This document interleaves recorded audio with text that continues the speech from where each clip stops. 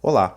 Nosso artigo Frida, Vida, Trauma e Arte analisa o filme Frida sob a perspectiva psicanalítica de Freud. Iniciamos o artigo conceituando o trauma freudiano, que consiste num afluxo de energia excessivo e mal elaborado pelo aparelho psíquico.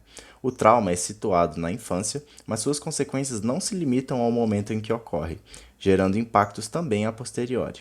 Além disso, a pintura é um dos temas centrais do artigo, abordado aqui por meio do conceito de sublimação de Freud. Partindo para a análise do filme, nós tentamos entender o distanciamento de Frida com sua mãe Matilde, já que isso foi ilustrado com a falta de momentos de proximidade entre elas, mas não foi explicado. Explicitamos, então, que buscamos isso em outras fontes e que descobrimos que Matilde ainda estava de luto durante o nascimento de Frida, porque ela tinha perdido seu único filho homem pouco tempo antes. Destacamos também que há evidências de que logo depois do nascimento de Frida, sua mãe teve uma depressão pós-parto intensificada pela gravidez seguinte. Depois disso, explicamos que os traumas de Matilde marcaram Frida, por ela ter recebido pouca atenção e não ter sido nem amamentada pela própria mãe, e demos exemplos de obras em que a artista mostra essa marca. Considerando a visão freudiana de trauma, desenvolvemos que esse distanciamento criou o primeiro tempo traumático na história da vida de Frida. Isso porque, também de acordo com Freud, a fase da infância que precede a formação do ego é o narcisismo primário, mas ela só se mantém se os pais suprimirem as necessidades do bebê, dando-lhe uma ilusão de onipotência. Sendo assim, foi possível supor que o afastamento da mãe de Frida durante a infância dela resultou em uma insuficiência para suprir as suas demandas e, consequentemente, em uma dificuldade de formação do ego. Depois disso, explicamos que esse não delineamento do eu, causado pelo trauma de infância, deu espaço a um contínuo sentimento de desintegração na vida de Frida, e que esse sentimento foi retomado e intensificado em situações da vida adulta, que configuraram-se, então, como momentos a posteriori. Explicitamos também que uma dessas situações foi mostrada no filme, na qual Frida sofre um acidente de bonde. A partir desse momento, entendemos que a dor física foi uma constante na sua vida, e que, além da dor, ela teve que passar por mais de 30 cirurgias, que aumentaram sua sensação de ser como um rejunte. Eu sou como um quebra-cabeça. E todas as operações causaram mais lesões do que o acidente, pelo que eu sei.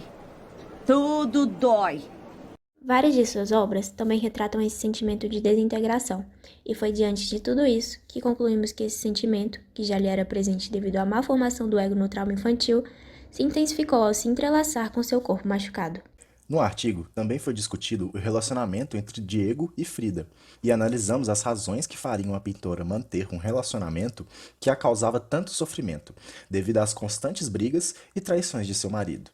Levantamos fortes indícios que apontavam para uma dificuldade de Frida ficar sozinha de uma forma saudável, pela má formação de seu tecido narcísico, o que explicaria uma parte do amor por Diego. Outra hipótese possível de ser formulada, analisando o que vemos no filme e por outras fontes de informações da vida de Frida, é que ao namorar Diego, a pintora tentava reconquistar o amor de sua mãe, Matilde, a qual se manteve afastada de Frida durante toda a sua infância. A figura de sua mãe e de Diego estavam conectadas no inconsciente da artista, que tentava curar a primeira relação traumática com a segunda relação, também problemática.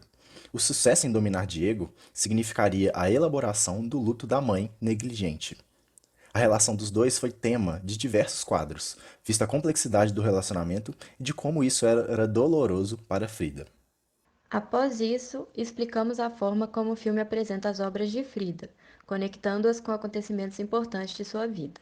Nesse sentido, desenvolvemos que os quadros da pintora não são apenas expressões de seus traumas através do óleo sobre tela.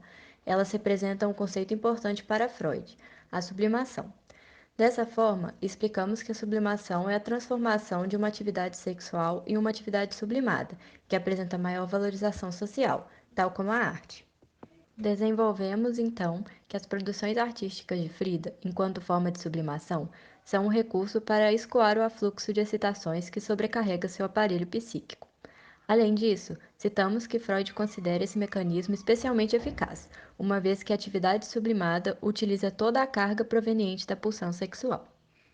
Explicamos também que a sublimação apresenta outra característica importante: é resultado de uma organização psíquica que perpassa a dimensão narcísica do ego.